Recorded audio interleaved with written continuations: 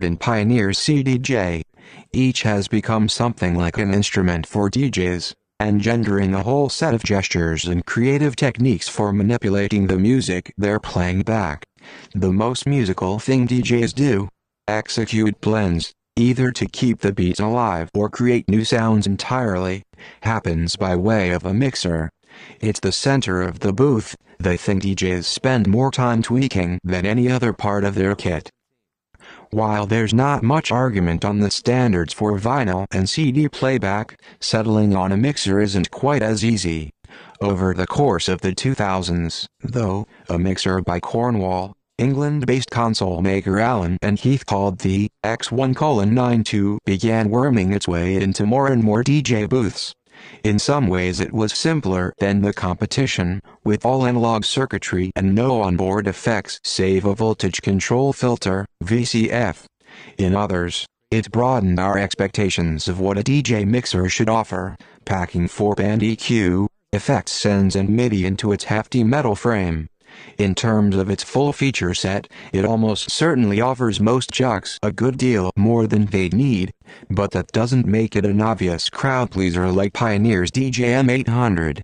While it's obvious how something like the Technics 1200 became an industry standard, the Xone-92, an analog mixer built to accommodate a relatively specialized digital DJ setup, could seem like an oddball pick. As Andy Rigby Jones, the Xone line's design manager and creator, tells it, Allen Heath didn't look like they were destined to become a player in the DJ world. Rather, the company was known for its mixing consoles, particularly in the context of live sound. They did some little stereo mixers that probably found their way into some clubs and things, Jones says, but through the 90s the company wasn't really courting DJs. A look at Jones's biography shows he was precisely the guy to change that. A veteran of the shop floor who by 1994 had joined the R&D department as a junior engineer, Jones was also a DJ, and a resourceful one at that. I set my own mobile roadshow up in the late 70s, back in the days of disco, he says. Because I hadn't got any money, I had to learn how to build all my own kit. That's how I got into electronics, through building amps and mixers for my roadshow. So when Rigby Jones approached Allen Heath about building a DJ mixer, he did it out of a desire for something better than what he encountered in nightclubs throughout the 80s and 90s. He says the spark behind the Xone, though, was an element that remains one of its signatures. It was actually through playing around with circuits and coming up with a voltage-controlled filter design that was the inspiration for that, he explains. It was such a cool sound that I thought it really should be incorporated into a mixer. Selling upper management on such a deviation from their bread and butter wouldn't be easy. Jones built the prototype for the Xone line so that it would look familiar. I did a halfway compromise by designing a DJ-style mix wizard, he says, referring to Allen Heath's long-running line of small-format live mixers. We showed a prototype at Frankfurt in '99, I think it was. The design manager named it for me. He called it the Club Wiz. It paired a 6-channel DJ section, featuring Jones' VCF, a crossfader and Allen Heath's now standard 4-band EQ, with 4 more standard mixing board channel strips. The prototype was well received, and the design still lives on more or less unchanged in the Xone-464. All the while, Jones was keeping a smaller, fully dedicated DJ mixer, what would eventually be the Xone-62, in his back pocket in case the prototype took off. Reception had been great at all the European trade shows, so in late 1999, Jones took his mixer to the AES convention in New York to gauge interest among American distributors. It was quite funny, Jones says, because everyone was saying, "Oh, it's not a DJ show, it'll be a bit of a waste of time." So we went out there and had the products on display, and I suddenly saw Richie Hawtin and Jeff Mills walking up to the booth, and I was completely starstruck. Hawtin, who used Allen and Heath mixers in his studio, was thrilled to see they were developing a product he could use outside of it, and he ended up with a prototype. A few years later, he sent it back to Allen and Heath requesting some modifications.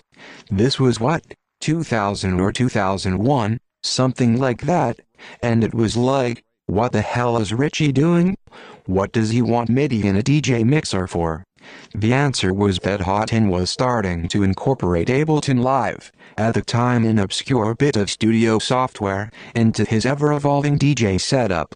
That was completely lost on me, Jones says. I couldn't quite see the relevance to CDs or vinyl or anything else. It slowly dawned on us that the power and the potential of this thing is huge. Request as the basis for an update to the now in production Xone-92. MIDI functionality would be one of the big additions, and that was no small thing. Unlike digital mixers, where every knob and fader is basically just a freely assignable controller, this mixer was all analog, so the team had to be judicious about figuring out what bits would send MIDI messages, and exactly what they'd control. It was also unclear how many other guys were out there using setups like Xone's. It was definitely a leap of faith, Jones says. At the time people were considering software slightly toy-like. That the Xone-92 brought computers into the fold certainly helped set it apart when it hit the market a decade ago. Xone was also using it, rather conspicuously, at the height of the mid-zeros minimal techno boom, making it the mixer of the era. But it was some of the other tweaks that probably gave it staying power. Since the beginning, the Xone line had used asymmetric EQ, as Jones knew from experience that DJs usually need to cut more than boost. The Xone-92 added total kill on the high and low pots and reconfigured the filter shape on the mids. The idea behind that is that you don't get cumulative gain, so you can turn all the controls to max. If you did that on a conventional DJ mixer, something like the 62, you'll get more than 6 dB of gain overall, because you get overlapping bands. DJs could now go wild with the controls without blowing out the system, a nifty aid to jux, and a welcome feature for the nightclub owners who were installing them. Club Whiz. There's more to Xone than the 92. Here are some of its siblings. Xone-92. 2 channels and 3 bands of EQ make it the simplest of the bunch. The VCF means it's still Xone. Xone-42. The successor to the 3-channel, Xone-32. This Xone adds a USB port for the laptop inclined. Xone-62. This forebear of the 92 is still in production. You'll find 4-band EQ and the VCF, as well as Quark or 2, like no Q mix control for headphones. Xone-464. The beast that started it all. With no fewer than 6 DJ and 4 mic line channels, you can DJ and play live simultaneously. Xone-DB. Allen and Heath's answer to Pioneer's DJM line.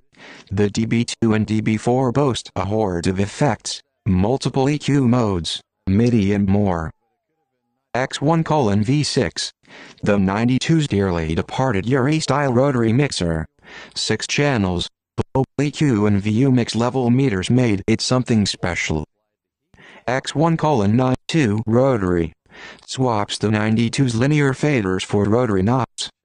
You don't see these often, but they make for a pleasant surprise in the booth. The Xone-62 had X and Y cutoff knobs on its VCF section, but you could only use one filter type at a time. The 92 featured 2 fully independent filter sections, meaning you could low pass on one channel and high pass on another. If this mixer completes a very particular sort of instrument, then it's here that DJs really play. The Xone VCF is almost certainly the line's most recognizable feature, a known quantity to DJs, and a sweeping sound that plenty of punters know, even if they couldn't point out exactly what it is. If you go into a booth, Jones says, everyone that I've watched, they all use it in a very similar way. The way the channels are set up, the way the filters are set up, it seems to be almost a standard. The sort of a hybrid Ableton vinyl future that Houghton presaged may not have come to pass on a mass scale. Some of the more adventurous additions he suggested, though, like aux sends and effect return channel strips, still get plenty of use from DJs who bring their own loopers or delay pedals into the mix. The X1 line has expanded considerably since the introduction of the 92, with digital mixers, the DB2 and DB4 and DJ headphones bearing the brand name. But the tweaks made to the flagship mixer have probably gone unnoticed.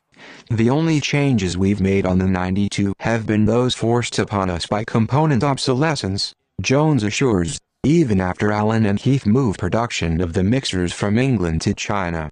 He's aware that there's been some level of consternation in the DJ community about the move and the effect it's had on the products, be it their durability or sound quality. There is still prejudice. I want a UK-built one, they sound better.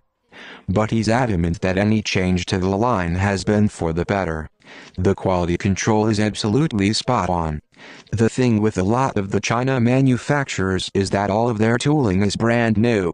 With things like the metalwork, the finish is at a higher quality than you can generally get in the UK because they're using older techniques and older tooling, so some of the folds and things are crisper and sharper, and the finish on the paint is better.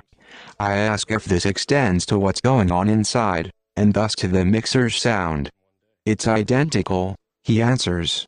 We don't use any different components in the China plant. On the strength of its most familiar elements, 4 channels with 4-band EQ, twin VCFs, the Xone-92 has had surprising staying power. It's got plenty of competing claims to the throne, of course. Some DJs swear by the Pioneer DJM line, with its less than subtle but admirably creative bank of effects. Others prefer the simplicity of battle mixers like Ranny's classic TTM56. Function 1, the famed loudspeaker maker, threw a mixer made in collaboration with Formula Sound into the ring, which they say helps their rigs hit all the right notes. There's also Electronic Spectacle's compact rotary Dark Horse, the DJR 400, whose proponents say makes other mixers feel like toys. Even when DJs have a preference, they're probably more willing to be flexible with the mixer than with decks, especially if a club has a classic Bozak or Uray installed. Still, it's impressive to see a mixer outlive the sound that brought it to prominence and become an anchor regardless of genre. Wherever trends are taking DJ mixers, Jones can't imagine a major redesign at this point. Even small changes tend to freak people out because they're not familiar with it.